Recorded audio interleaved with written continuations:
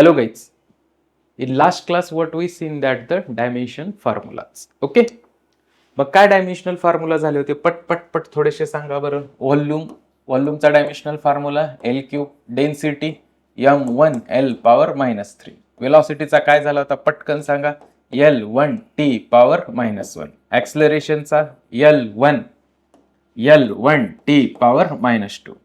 त्याच्यानंतर फोर्सचा काय झाला होता डायमेन्शनल फॉर्म्युला m1l1t पॉवर -2. त्याच्यानंतर झाला होता वर्कचा m1l2t पॉवर -2. इथपर्यंत आपण लास्ट क्लासमध्ये पाहिलेलं होतं. मग बघा बरं, एक वर्क डनची फॅमिली घेतली होती आपण जाताना. काय जो नंबर असेल, आता मला नंबर लक्षात नाही काय आला होता तो, त्याच्या पुढचा नंबर घ्या, मी आता स्टार करून लिहितो, तुम्ही मात्र पुढे नंबर टाकत चला. ओके, आणि मला लक्षात नाहीये नंबर लास्ट क्लासमध्ये काय झालं होतं ते. आपण काय घेतलं होतं पोरांनो, वर्क घेतलं होतं बरोबर. त्याच्यानंतर वर्क आणि काय म्हणलं होतं, all types of energy. All types of काय म्हणलं होतं, एनर्जी. ओके, याच्यामध्ये ऑल टाइप्सच्या एनर्जी कुठलाही वर्ड आला, potential energy, kinetic energy, spring energy, inductance energy, rotational kinetic energy, energy आला रे आला तर याचा डायमेन्शनल फॉर्म्युला काय होता पोरांनो, m1l2t पॉवर -2. आता बघा, ह्याच्यामध्येच आपल्याला क्वांटिटी घ्यायची आहे, नेक्स्ट क्वांटिटी घ्यायची आपल्याला याच्यामध्येच, याच फॅमिलीमध्ये लिहा, वाटलंच तर ह्याला नाव ए द्या, त्याच्या खाली बी लिहा, torque oblique moment of couple. Torque oblique momentum of couple. आता बघा इकडं, torque oblique moment of couple याचं रिप्रेझेंटेशन असतं टर्न. मग ह्या टर्व साठी बघा काय फॉर्म्युला असतो, फोर्स इंटू परपेंडिक्युलर डिस्टन्स. मग याचा dimensional formula torque is equals to फोर्सचा m1l1t पॉवर -2 इंटू डिस्टन्स कशामध्ये मोजतो, लेंथ l1. म्हणजे बघा बरं, ह्या टॉर्क किंवा कपल साठी काय मोमेंट डायमेन्शनल फॉर्म्युला झाला m1. लेंथ सेम आहे, पॉवरचं ऍडिशन 1 + 1 2 m1l2t पॉवर -2. म्हणजे बघा ही किती मोठी फॅमिली झाली. Work done, all types of energies, torque, moment of couple, ह्या सगळ्यांचा डायमेन्शनल फॉर्म्युला काय असतो, सेम. आणि तो डायमेन्शनल फॉर्म्युला काय असतो, m1l2t पॉवर -2. बोमला एकदा सगळे डायमेन्शनल फॉर्म्युले. चला, महत्वाचे जे आहेत ते, velocity l1t power -1, acceleration l1t power -2, force m1l1t power -2, त्याच्यानंतर work m1l2t power -2, all types of energies, torque आणि मोमेंट ऑफ कपल, ह्या सगळ्यांचा मोमेंट ऑफ इनर्शिया काय असतो, सेम. काय मुलं म्हणतील, सर तुम्ही हे सगळं एकत्र का घ्यायला? अर्गधड्या एमसीक्यूच असा विचारतात की which one of the following pair have the same dimensional formula. अशा केसमध्ये पेअर अशा येतील, work done and kinetic energy, work done and heat energy, work done and torque. त्याच्यानंतर असं येईल टॉर्क अँड इंडक्टन्स एनर्जी. म्हणजे काही बी एनर्जी आलं आणि टॉर्क, ह्या दोघांचे डायमेन्शनल फॉर्म्युले काय आहेत, सेम. ओके, त्याच्यानंतर नेक्स्ट पुढे जाऊयात. पुढचा डायमेन्शनल फॉर्म्युला जो काही नंबर येतो तो नंबर प्लेस करा, मी फक्त इथून पुढे हॅश करणार आहे. पुढचा एक सिंपल डायमेन्शनल फॉर्म्युला एरिया. आता चला, आता व्यवस्थित लिहायचं नाही, एकदम लिहित चलायचं. एरियाचा फॉर्म्युला काय असतो, लेंथ इंटू ब्रेड्थ. मग आता मला सांगा, लेंथ कशामध्ये मेजर करतात, l1, ब्रेड्थ पण l1 काय झालं, l स्क्वेअर. सो एरियाचा डायमेन्शनल फॉर्म्युला काय झाला, l स्क्वेअर. त्याचं युनिट लिहा, l चं मीटर स्क्वेअर. ओके, नीट वगैरे इकडे area length into breadth. So area l लेंथचं l1, ब्रेडचं l1, l काय झालं, l स्क्वेअर. सो युनिट काय झालं त्याचं, लेंथचं मीटर स्क्वेअर. एरियाचा डायमेन्शन काय झाला, l स्क्वेअर. त्याच्यानंतर याच्या पुढची क्वांटिटी जाऊयात. एरिया नंतर पुढे मला सगळ्यात महत्वाची जी क्वांटिटी शिकवायची आहे ते आहे रिलेटिव्ह डेन्सिटी. कुठली क्वांटिटी, रिलेटिव्ह डेन्सिटी. आता नीट बघा इकडं, रिलेटिव्ह डेन्सिटीला रिप्रेझेंट करतात आरडी. मग रिलेटिव्ह डेन्सिटी म्हणजे काय असतं, आरडी म्हणजे density of body divided upon density of the water. ही म्हणजे असते रिलेटिव्ह डेन्सिटी. मग सोप्या भाषेमध्ये काय असतं, density of body upon density of water, म्हणजे हा सेम क्वांटिटीचा रेशो आहे. Density upon density, density upon density म्हणजे सेम क्वांटिटीचा रेशो आहे. मग आता मला सांगा, डेन्सिटी ऑफ बॉडी, कुठल्याही डेन्सिटीचा डायमेन्शनल फॉर्म्युला काय असतो, m1l पॉवर -3. खाली पण डेन्सिटीचा m1l पॉवर -3. मग नीट बघा बरं बाळांनो, हे m1 कॅन्सल, l⁻³ कॅन्सल, म्हणजे काय उरलं 1. म्हणजे रिलेटिव्ह डेन्सिटीसाठी डायमेन्शनल फॉर्म्युला 1 आला, म्हणजेच हे झालं डायमेन्शन लेस, म्हणजे ह्याला डायमेन्शन नाही. मग नीट बघा, if quantity is ratio of, if quantity is ratio of similar quantity, किंवा if physical quantity is the ratio of similar quantity, जर सिमिलर क्वांटिटीचा रेशो असेल, then it is dimensionless. It is काय असते, डायमेन्शनलेस. पण डायमेन्शनलेस म्हणजे त्याला dimensional formula नसतो. मग नसतो म्हणजे काय डायमेन्शनल फॉर्म्युला असतो, m⁻0, l⁻0, t⁻0. m⁻0 म्हणजे 1, l⁻0 म्हणजे 1, t⁻0 म्हणजे 1, म्हणजे 1 × 1 × काय आलं 1. मग इथून पुढे पक्क लक्षात ठेवा रे बाबा, जर एखादी फिजिकल क्वांटिटी सेम क्वांटिटीचा रेशो असेल, सेम क्वांटिटीचा, now relative density is density of body upon density of water. मग वरी पण डेन्सिटी आहे, खाली पण डेन्सिटी आहे, म्हणजे वरचा डायमेन्शन आणि खालचा डायमेन्शन काय असेल, सेम. ते डायमेन्शन एकमेकाला कॅन्सल करतील, म्हणजे काय उरलं फक्त 1. आणि 1 इज द नंबर. 1 हा काय आहे, नंबर. नंबरला कधी डायमेन्शन असतो का, नाही. आणि नंबरला कधी युनिट असतं का, नाही. म्हणजे अशा क्वांटिटी डायमेन्शनलेस असतातच असतात, पण त्याच्यासोबत अशा क्वांटिटी काय असतात, युनिटलेस. काय असतात, युनिटलेस. मग एक्झामला क्वेश्चन येतो, which one of the following is dimensionless quantity. मग त्याच्यामध्ये तुम्हाला ऑप्शन हा मिळाला पाहिजे, relative density. Okay, so pause the screen and write down this one. त्याच्यानंतर नेक्स्ट पुढची क्वांटिटी स्ट्रेन. पुढची क्वांटिटी स्ट्रेन. आता नीट बघा, पुढची जी क्वांटिटी घ्यायची आहे ती आपल्याला काय घ्यायची आहे, स्ट्रेन.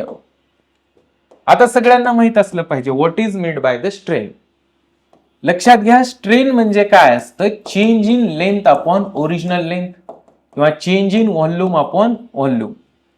म्हणजे स्ट्रेन ही क्वांटिटी पण सिमिलर क्वांटिटीचा काय आहे, रेशो. मग change in length upon length म्हणजे काय, L1/L1, हे कॅन्सल होईल, आणि याचा डायमेन्शन किती येईल रे बाबा, 1. याचा डायमेन्शन किती येईल, 1. मग आता नीट बघा, ह्याचा डायमेन्शन 1 येतो, म्हणजे याचा डायमेन्शन 1 येतो, म्हणजे ही पण कशी झाली, डायमेन्शनलेस. मग व्हॉल्यूम बघा, व्हॉल्यूमचा L3/L3, हे L3 काय झालं बाबा, कॅन्सल, म्हणजे ह्याचा पण किती आला, 1.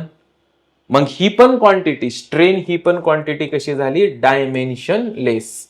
स्ट्रेन ही पण क्वांटिटी कशी झाली, डायमेन्शनलेस, किंवा त्यालाच दुसरं आपण काय म्हणू होता, युनिटलेस. त्यालाच दुसरं काय म्हणू होता, युनिटलेस. ओके, नीट बघा, कुठली क्वांटिटी बघायला होत आपण, स्ट्रेन. आता मी सांगतो ही स्ट्रेन कुठं असते, 11च्या इलास्टिसिटी नावाच्या टॉपिक मध्ये असते. हे पण मी सांगत चलतो की ही क्वांटिटी आपल्याला पुढं कुठं शिकायची आहे. तर ही क्वांटिटी शिकायची आपल्याला एक टॉपिक मध्ये, ज्याचं नाव आहे इलास्टिसिटी. मग स्ट्रेन म्हणजे असतं change in quantity divided by original. मग change in length by original, change in volume by volume. म्हणजे बघा बरं, न्यूमरेटर आणि डिनॉमिनेटरला सेम क्वांटिटी आहे, म्हणजे त्यांचे डायमेन्शन एकमेकाला काय करतील, कॅन्सल. म्हणजे येणारा आन्सर 1 येईल, येणारा आन्सर 1 येईल. आणि 1 हा नंबर आहे, आणि नंबर ऑलवेज कसा असतो, डायमेन्शनलेस, किंवा दुसरं आपण त्याला काय म्हणू शकतो, युनिटलेस. ओके, त्याच्यानंतर नेक्स्ट, याच्या पुढे गेल्यानंतर आपल्याला एक आता मोठा ग्रुप बघायचा आहे. सगळ्यात पहिलं ह्याच्यामध्ये आपल्याला 3 पार्ट्स करायचे, ते तुम्ही नंबर द्या, जो काही 10वा येईल, 11वा येईल, 15वा येईल. ओके, आता एक आपल्याला असा मोठा ग्रुप बघायचा आहे 5-6 जणांचा, ज्यांचे की सगळ्यांचे डायमेन्शनल फॉर्म्युले काय असणार आहेत, सेम. त्याच्यामध्ये आपण पहिलं घेऊयात स्ट्रेस, किंवा स्ट्रेस सारखा सिमिलर फॉर्म्युला असतो प्रेशरचा. स्ट्रेस किंवा सिमिलर फॉर्म्युला कुणाचा असतो, प्रेशर. मग यांचा फॉर्म्युला सिम्पली असतो फोर्स अपॉन एरिया. स्ट्रेस किंवा प्रेशरचा फॉर्म्युला असतो फोर्स अपॉन एरिया. मग डायमेन्शनल फॉर्म्युले सांगा. फोर्सचा सगळ्यांना पाठ आहे m1L1T⁻². अपॉन एरियाचा डायमेन्शनल फॉर्म्युला L². आता नीट बघ बरं, हे खालचं 2 जर वरी गेलं तर काय होईल? हे m1L1-2T⁻². म्हणजे डायमेन्शनल फॉर्म्युला काय झाला? m1 म्हणजे स्ट्रेस किंवा प्रेशर साठी काय डायमेन्शनल फॉर्म्युला आला? m1L⁻⁻⁻T⁻². ह्याचं जर युनिट लिहिलं, मास साठी केजी, केजी पॉवर 1, लेंथ साठी मीटर, मीटर पॉवर 1, टाइम साठी सेकंद, सेकंद पॉवर -2. इकडे बघ रे इकडे. पहिली क्वांटिटी आपण कुठली बघितली? Stress oblique pressure. सगळ्याला माहित असलं पाहिजे स्ट्रेस किंवा ह्या प्रेशरचा फॉर्म्युला असतो फोर्स अपॉन एरिया. आता हे कुठं शिकायचंय? स्ट्रेस हे पण शिकायचं आपल्याला इलास्टिसिटी टॉपिक मध्ये, आणि प्रेशर तर तुम्ही ऑलरेडी शिकलेला आहे किंवा ऐकलेला आहे, आणि इथं आपल्याला फ्लुइड मेकॅनिक्सला शिकायचं. मग प्रेशरचा फॉर्म्युला फोर्स अपॉन एरिया. फोर्सचा डायमेन्शनल फॉर्म्युला माहित आहे आपल्याला m1L1T⁻². हे पाठच पाहिजेत बेसिक फॉर्म्युले. म्हणा परत एकदा. वेलॉसिटीचा L1T⁻². ऍक्सिलरेशनचा L1T⁻². फोर्सचा m1L1T⁻². Work all types of energy torque कपलचा m1L2T⁻². आता बघा, फोर्सचा m1L1T⁻². Upon area L². ते खालचं 2 वरी गेलं, सो 1 - 2. सो 1 - 2 किती झालं? -1. सो आलं m1L⁻⁻1T⁻². ह्याचं युनिट काय असेल? मास साठी केजी, पॉवर 1, लेंथ साठी मीटर, पॉवर 1, टाइम साठी सेकंद, पॉवर 2. ह्याच्यामध्ये सेकंड क्वांटिटी बी असते एनर्जी डेन्सिटी. बी काय असते? Energy density. ह्याचं रिप्रेझेंट करत असतात एनर्जी डेन्सिटीचं युन. मग एनर्जी डेन्सिटी नावातच मिनिंग असतो एनर्जी अपॉन डेन्सिटी. म्हणलं की कशाने डिवाइड करायचं? व्हॉल्यूम. कधी पण लक्षात ठेवा, डेन्सिटी जर म्हणलं तर कशाने डिवाइड करायचं? व्हॉल्यूम. मग याच्यासाठी काय डायमेन्शनल फॉर्म्युला आहे? एनर्जी डेन्सिटीसाठी एनर्जीचा बोमला m1L2T⁻². अपॉन व्हॉल्यूमचा L³. मग आता नीट बघा बरं, L इथं पण आहे, L इथं पण आहे, +3 वरी जाऊन L ला काय होईल? -3. So U equals to m1L⁻2-3T⁻². मग U equals to m1L⁻2-1T⁻². This is the dimensional formula for energy density. मग बघा बरं, स्ट्रेस आणि प्रेशरचा पण काय आला होता? m1L⁻⁻1T⁻². म्हणजे याचा आणि ह्याचा डायमेन्शनल फॉर्म्युला काय असतो? सेम. काय असतो? सेम. नीट बघा, energy density. Energy density U म्हणजे एनर्जी अपॉन व्हॉल्यूम. एनर्जीचा dimensional formula m1L2T⁻². Upon V व्हॉल्यूमचा L³. ते +3 वरी जाऊन काय झालं? -3. 2 - 3. 2 - 3 किती? -1. So m1L⁻⁻1T⁻². आता बघा, याच्यानंतर ह्यांच्याच फॅमिलीमध्ये एक जण आहे आणखी. यांच्याच फॅमिलीमध्ये एक जण आहे, ते म्हणजे असतं C type, modulus of elasticity. Modulus of elasticity. ह्याचे बघा 3 टाइप असतात. पहिला टाइप असतो यंग्स मॉड्युलस. पहिला टाइप असतो यंग्स मॉड्युलस, ज्याचं रिप्रेझेंटेशन कॅपिटल Y ने करतात. दुसरं असतं बल्क मॉड्युलस. दुसरं काय असतं? Bulk modulus. त्याचं B न किंवा K, कॅपिटल K ने रिप्रेझेंटेशन करत असतात. आणि तिसरं असतं रिजिडिटी. तिसरं असतं रिजिडिटी किंवा ह्याचं आणखी एक नाव असतं शिअरिंग मॉड्युलस. त्याचा रिप्रेझेंटेशन करत असतात इटान. नीट बघा, मॉड्युलस ऑफ इलास्टिसिटी हे पण आपल्याला इलास्टिसिटी टॉपिक मध्येच पाहायचे. 3 टाइपचे मॉड्युलस असतात: Young's modulus, bulk modulus, rigidity modulus किंवा शेअरिंग मॉड्युलस. मग यांचा एकच फॉर्म्युला असतो, bulk modulus, Young's modulus, bulk modulus, rigidity modulus. यांच्यासाठी फॉर्म्युला असतो स्ट्रेस डिवायडेड बाय स्ट्रेन. आता शिकला आपण स्ट्रेसचा डायमेन्शनल फॉर्म्युला m1L⁻⁻1T⁻². स्ट्रेन तर आताच शिकला डायमेन्शनलेस. डायमेन्शनलेस म्हणजे काय? Dimensional formula 1. म्हणजेच बघा, ह्या Young's modulus, bulk modulus, rigidity modulus सगळ्यांचा dimensional formula m1 l power -1 t power -2. मग आता बघा बरं बाळांनो ह्या एक्झाम्पल मधनं, stress, pressure, energy density, Young's modulus, bulk modulus, rigidity modulus, ह्या 6 जणांचा डायमेन्शनल फॉर्म्युला काय आहे? सेम. आणि काय आहे तो? m1 l power -1 t power -2. मग येतात खाली, which one of the following have the same dimensional formula. तेव्हा तुम्हाला ह्या 6 जणांची फॅमिली माहित असली पाहिजे. कोण कोण आहे त्यांच्या फॅमिलीमध्ये? Stress, pressure, energy density, Young's modulus, bulk modulus, rigidity modulus. Got it? Okay. Pause the screen and write down this one. ह्याच्यानंतर नेक्स्ट पोरांनो, ह्याच्या पुढे गेल्यानंतर बघायचं आपल्याला हबल्स कॉन्स्टंट. काय बघायचंय? Hubble's constant. So write down, star करून लिहा पुढचं. हबल्स कॉन्स्टंट, ब्रॅकेटमध्ये कॅपिटल H. आता बघा हे हबल्स कॉन्स्टंट म्हणजे काय असतं? हबल्स कॉन्स्टंट म्हणजे असतं वेलॉसिटी अपॉन डिस्टन्स. हबल्स कॉन्स्टंट म्हणजे काय असतं? Velocity upon distance. हा बनवा चला, पॉज द स्क्रीन. झालं सगळ्यांचं? काय आलं वेलॉसिटीचा? L1 t power -1.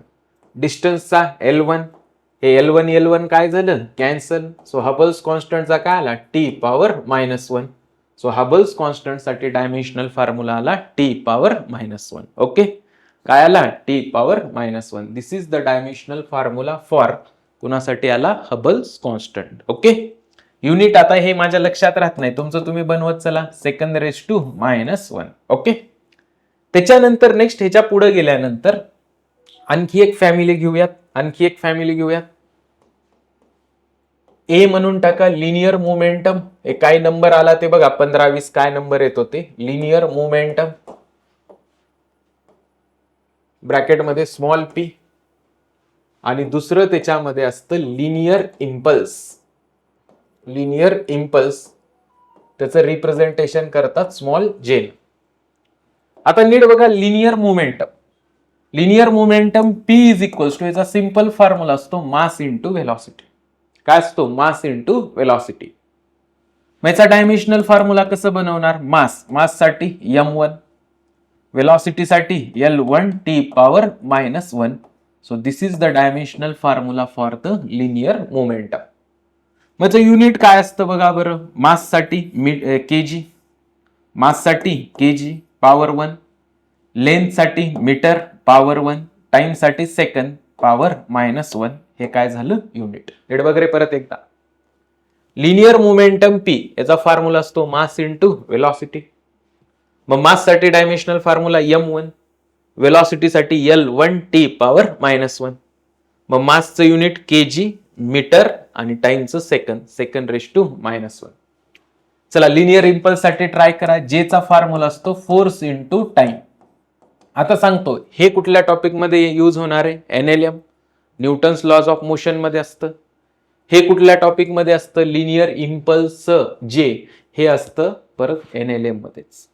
चला बनवा ह्याचा dimensional formula. J is equals to force m1 L1 t power -2, टाइमचा t पॉवर 1. मग मला सांगा, टाइम जर सेम असेल तर पॉवरचं काय होतं? Addition. So m1 L1 t power -2 + 1 किती झालं? -1. सो जेचा आपण formula m1 L1 t power -1. मग बघ बरं बाळा, लिनियर मोमेंटम आणि लिनियर इम्पल्स या दोघांचे पण डायमेन्शनल फॉर्म्युला काय आहेत? सेम. मग लक्षात ठेव, ह्या दोघांची एक फॅमिली आहे. लिनियर मोमेंटम आणि लिनियर इम्पल्स ह्या दोघांचा पण डायमेन्शनल फॉर्म्युला काय असतो? सेम. ओके, त्याच्यानंतर नेक्स्ट क्वांटिटी जाऊयात. Next quantity areal velocity. पुढची क्वांटिटी एरियल वेलॉसिटी. आता बघा, एरियल वेलॉसिटी नावातच मिनिंग आहे. Areal velocity area upon time. Formula त्याचा एरिया अपॉन टाइम.